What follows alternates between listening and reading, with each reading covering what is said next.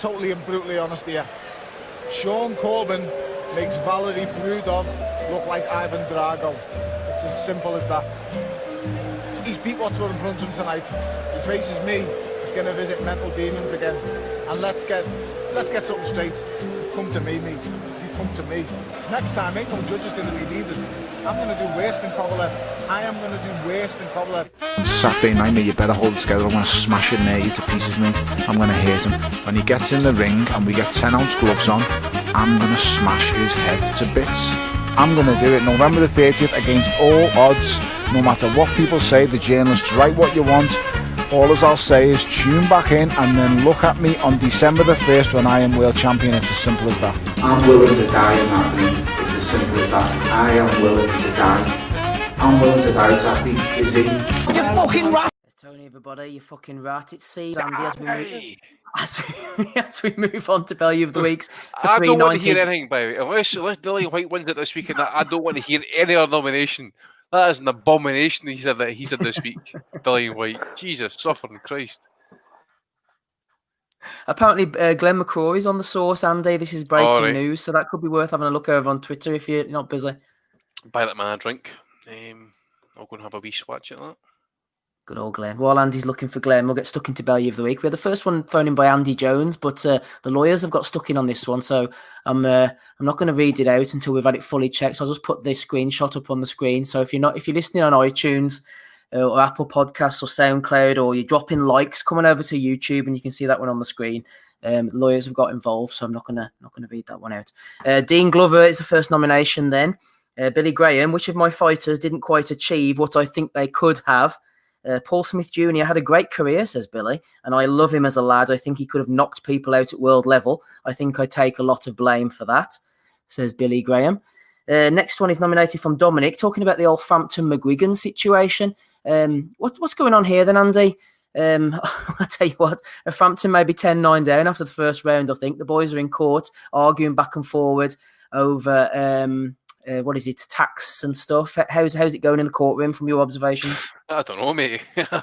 I'd rather keep out of this type of situation, but yeah, it's something to... Well, I say to you guys as well, I'm not wanting to get too much into detail, but after the Santa Cruz first fight, press conference and stuff, the question came up about the rematch and stuff, and Carroll actually came out and says, oh, there's no rematch, and McGuigan came out straight away and says that there was. So I don't think Carroll's really been, he's been put in the know, shall we say, with certain situations. So I don't want to say too much. The figure is significant, so I can understand why there's 4 million reasons as to why this is going to get ugly, and there'll be a lot of shade getting thrown, I would imagine. So we'll wait and see how it goes, but. Yeah, I don't like it's still in court. We shouldn't really be commenting too much anyway because it's still a legal matter at the end of the day. We don't want to destroy the court proceedings here, Andy, on the asylum. Yeah, so. Shout out to Ronnie Hussein. Coincidence, maybe, who knows, on this being in Bellew of the Weeks. Ronnie got married on Friday. Congratulations. He's definitely punching above his weight. Bellew of the Week for you, Ronnie, I think, for getting married. Good luck to you. That's all I'm going to say, Andy. He's going to need it.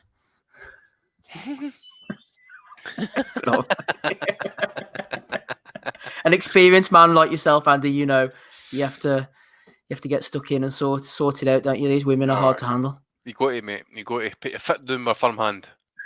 Absolutely. Kenny Wood has been nominated for Bellew of the Weeks. Nice one, Eddie Hearn, Frank Smith, and Matchroom Boxing, says Kenny. Fits perfect. Matchroom boxing t-shirt. Get the blue and grey ones out now. Bring out some jumpers, Eddie, and some hoodies for the winter, please. And then a little fist emoji. Yeah, who knows where that fist will be going. Thomas Stalker has been nominated from Gary Kavanagh.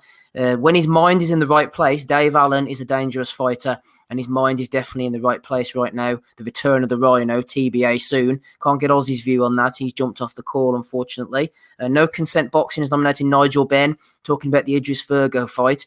That was good to see you, my friend. I hope you spark him out good, says Nigel. Well, the fight took place about 6 days ago, so it went to points, Nigel, in case you're wondering.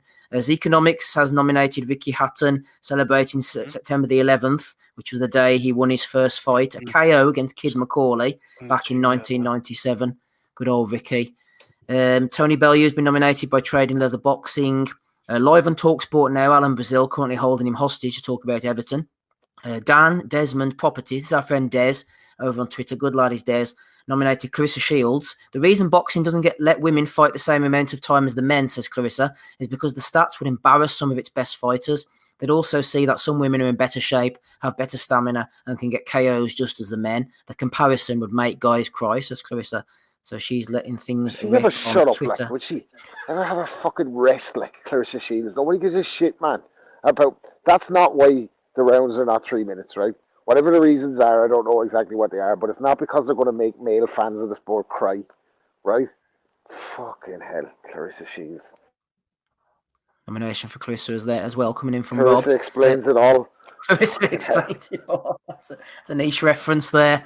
If you're old enough to remember that, that was a good show from back in the day. Andrew McCormick has nominated DAZN, approved Callum Smith and Billy Joe Saunders for Canelo, but not as premium guys. Wanted to dramatically cut the license fee. I'm told DAZN would consider De La Hoya, George Masvidal, and I'm not sure who the other one was, Andrew, because I've accidentally cut it off. But suffice to say, we'll be discussing that next.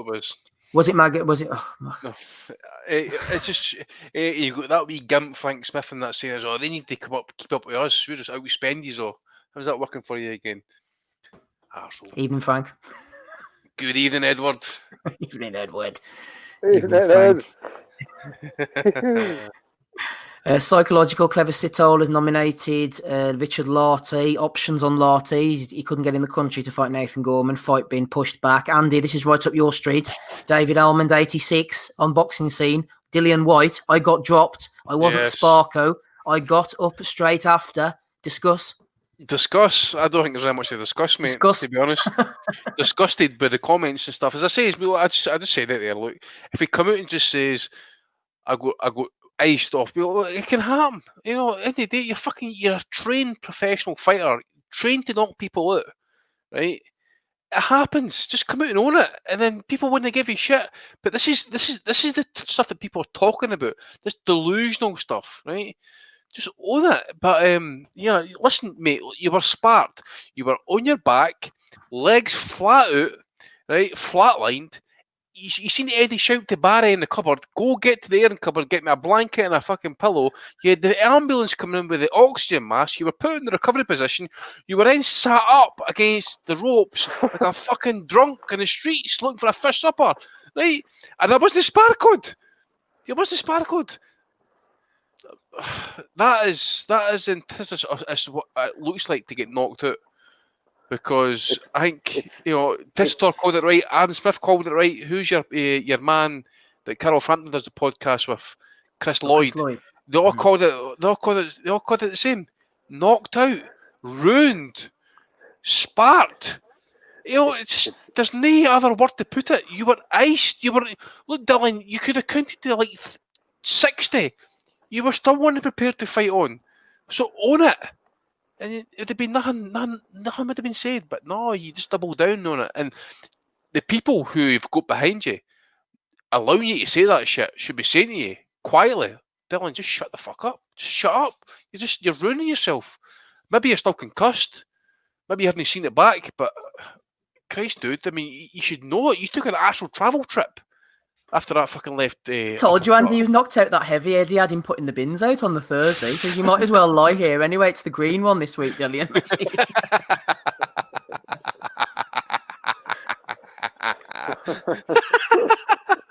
Rob Kelly's flying in with Craggy Island, Rob. Tom's dropped in a $5, so's Father Jack Hackett. He says, "Girls." I'm sure that's something you can get on board with. Well, look, I'm thinking it's very comparable to the Super Chat carry-on is very comparable to the Whyte Povetkin fight, because you think you're in total control and you've hit the jackpot, and then you go to make the withdrawal and boom, everything is fucking out. There's nothing there anymore. It's complete darkness. So yeah, tough at the top. Thanks, Father Jack Hackett, for the £5 donation. We look forward to spending that. And Tony Bellew. On drink. What about Bellew, Andy? Bellew seems $1 million punch. Right, and you knew it because he never celebrated like that before at a previous fight or a previous knockout. Well, Tony, that's because he isn't at the end of his career back at them days, who isn't fighting to save his career, just pulls off the knockout of the year, potentially, to save his career, his world title aspirations. But no, it was $1 million punch. You'd never celebrate that. That's how you knew it was $1 million punch. Again, how did he? Is that just, you just grab that out like, oh, look how happy Povetkin is. He knew he was in the fucking trenches there. Like, he probably was. That's why he celebrated. He was. He'd been down twice in the previous round. It's not like he fucking, you know what I mean? But that's boxing. Like, don't be trying to rewrite the narrative. Like, fucking hell. Stop it! Stop the fake news! Stop! I agree, Porky. I agree. Glenn McCrory has been nominated by Declan Graffin, not for tonight's escapades, but I'm going to go and have a look in a minute what Glenn's been up to. Ring me, Mike, says Glenn McCrory, below Mike Tyson on Twitter. He's a legend, Glenn. I love Glenn. Right up our street. Official Dermo, Tim, has nominated Dirk Stoggio.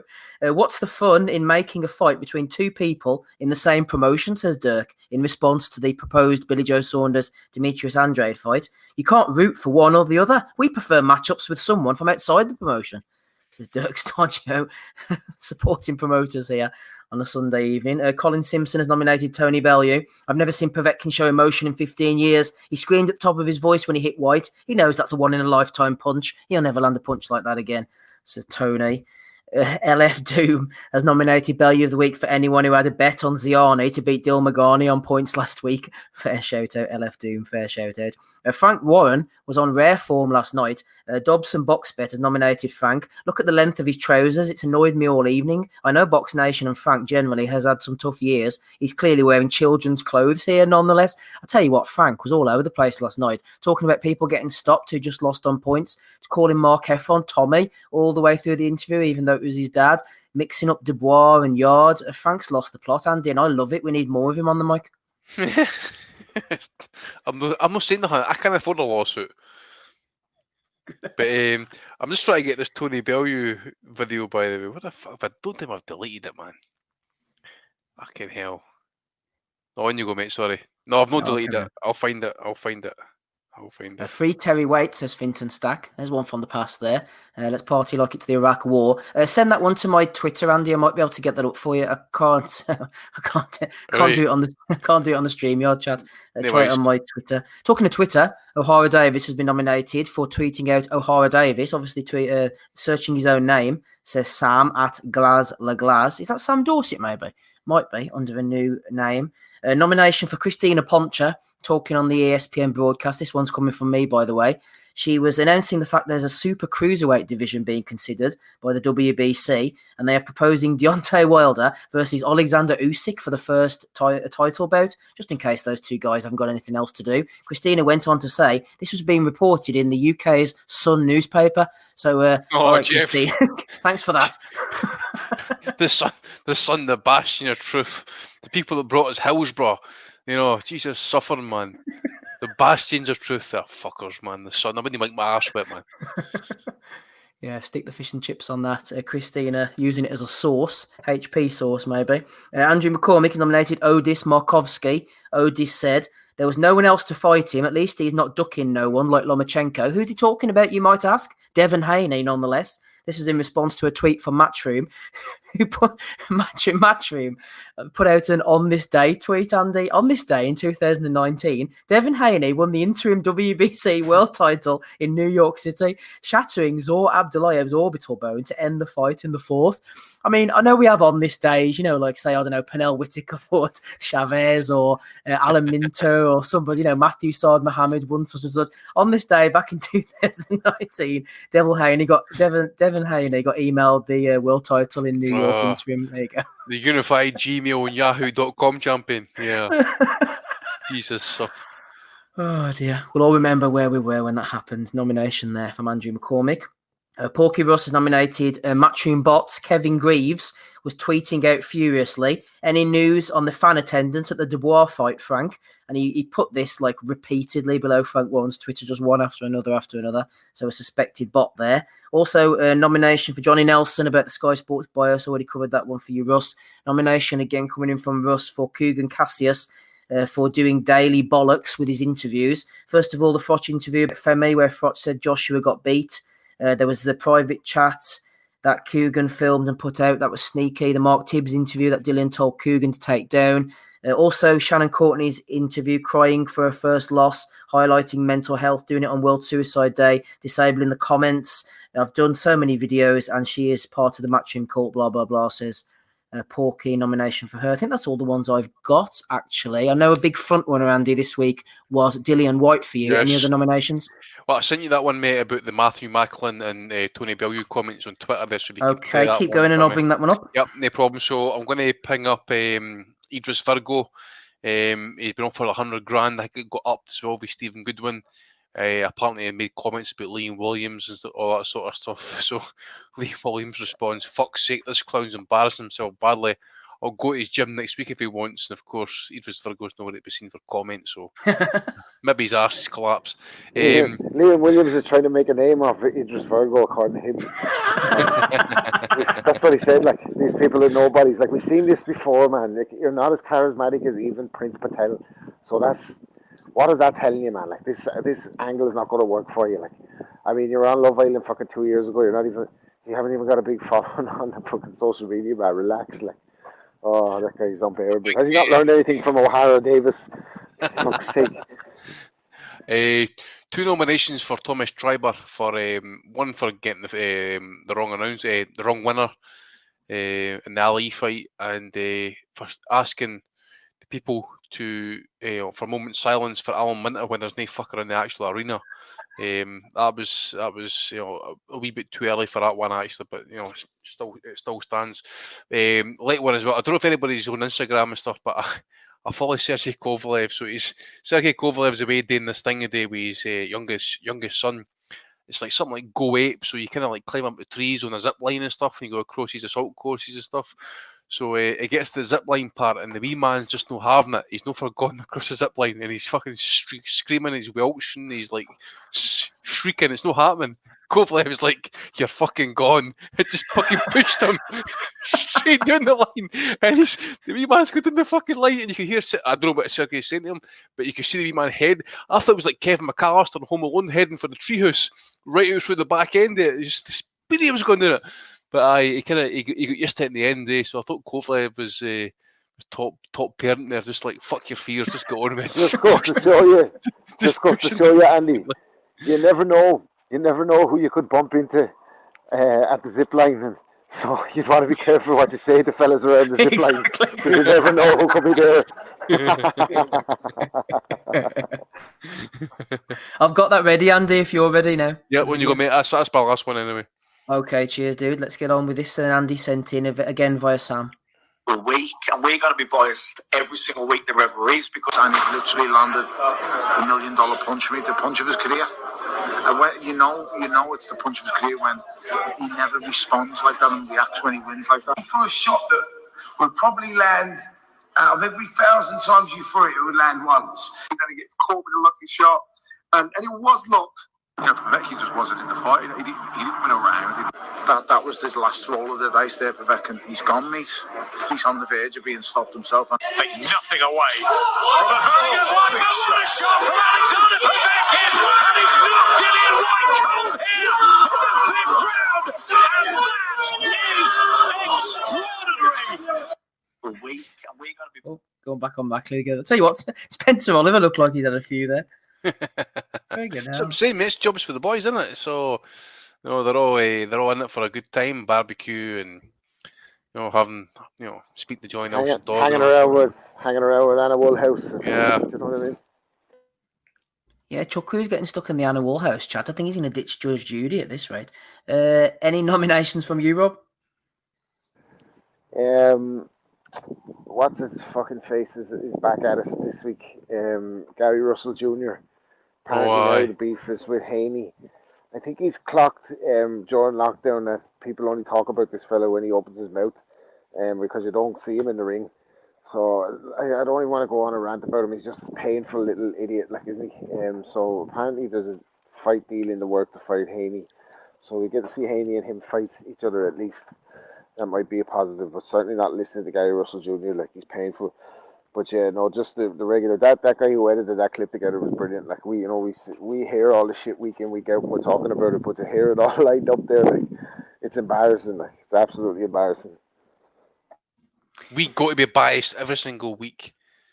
You know, it's like the time when Kell Brook beat Sean Porter. One of the cars I think was pretty. It was a close fight, close scores. But one of the cars was a wee bit wide, and Dick Holland says, "Oh, we won't care about that." But it's because they're right. You know, their man won. That's the fucking end. That's it. That is it. Billy Britt.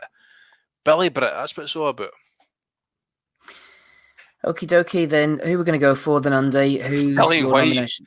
Dillian Whyte. Dillian Whyte, without question. Honestly, it was like it's not even as bad as Carol Froch blaming the volcano. It's not as bad as Carol Froch claiming 2 weeks after getting beat off Ward that it was a close fight. This is worse. This is beyond worse, by the way. In about a month's time, see, by the end of the month, this will be I was up at the count of 2, but the referee waved me off. That's how it will be. I guarantee you. But the total, you talk about yard revisionism against Kovalev. This whole knockout will be erased from memory by the time the rematch happens. I know, historical revisionism class, isn't it? I'll go for Dillian Whyte as well then, Rob. I take it's going to be a threesome. UD for Dillian baby thing this week. That's I'm delighted I came up with that just there. Baby thing.